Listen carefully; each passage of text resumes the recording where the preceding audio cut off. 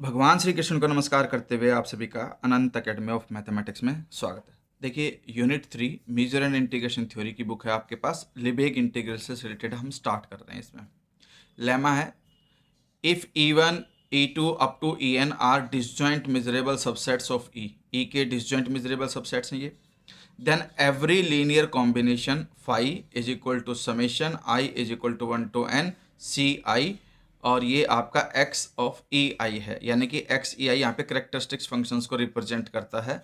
और C1 C2 Cn तक ये आपके पास स्केलर्स आएंगे और ये लीनियर कॉम्बिनेशन होगा with real coefficients C1 C2 Cn is a simple function and integration of I is equal to summation I is equal to 1 to n CI MEI। ये conditions हमें proof करनी है। तो proof में हम चलते हैं, लेकिन प्रूफ में जाने से पहले कुछ चीज़ें हैं जो आपको समझनी है, वो इससे पहले वाले पेज पर हैं, उनको समझिए। सबसे पहले तो ये मैंने आपको पहले भी बताया था कि करेक्टरिस्टिक्स फंक्शन क्या होता है। एक्स ई से डिनोट करेंगे, इज इक्वल टू 1 होगा अगर एक्स आपका ई से बिलोंग करेगा, और 0 होगा अगर एक्स आपका ई से बिलोंग नहीं करेगा। तो ये दो कंडीशन है, ध्यान रखना, ठीक है। एक्स ई से बिलोंग करता है तो 1, और ई से बिलोंग नहीं करता है तो 0। वो करेक्टरिस्टिक्स फंक्शन ऑफ की कहलाएगा, is called characteristic function on E. A linear combination phi x is equal to summation I equal to 1 to n A I X E over X. ये मतलब ऑफ एक्स है, क्योंकि इसके अंदर जो element डाले जाएंगे वो x1 x2 x3 इस तरह से डाले जाते हैं।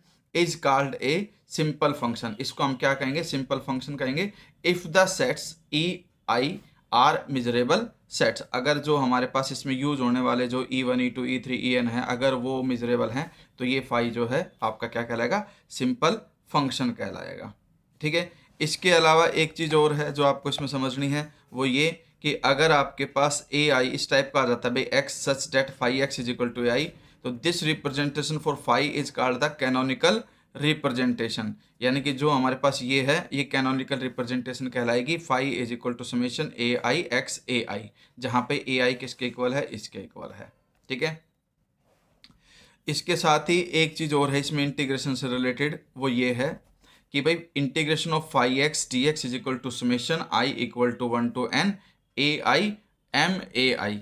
तो ये आपके पहले पेजेस पे हैं, इनको ध्यान में रखते हुए इस थ्योरम को हम सोल्व करेंगे। अब स्टार्ट करते हैं कि भाई it is clear that phi is a simple function. Phi जो है आपका सिंपल फंक्शन है। A1 A2 An denote the non zero real number in phi E for each j is equal to 1 to n late.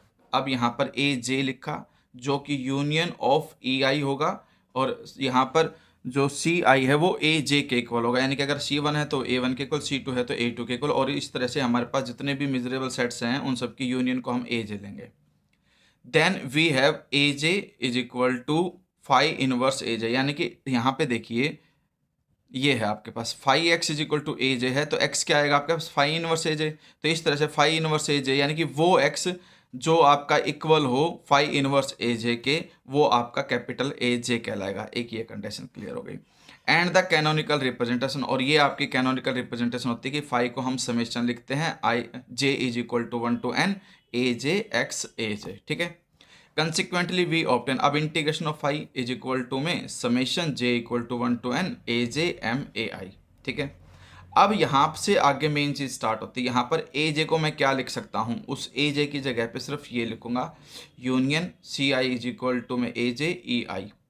फिर next step में हमारे पास measure की property के अकॉर्डिंग यूनियन समेशन में कन्वर्ट हो जाती है। C I is equal to A J से एन तक जाएगा M of E I, since E I are disjoint additivity of measures applies. ये हम पहले फर्स्ट यूनिट में ही कर चुके थे कि यूनियन कैसे समेशन में कन्वर्ट हो जाती है। यानी कि ये ए जे यहाँ लिख दिया गया, एम इस यूनियन के साथ चला गया और यूनियन समेशन में कन्वर्ट हो गई, ठीक है।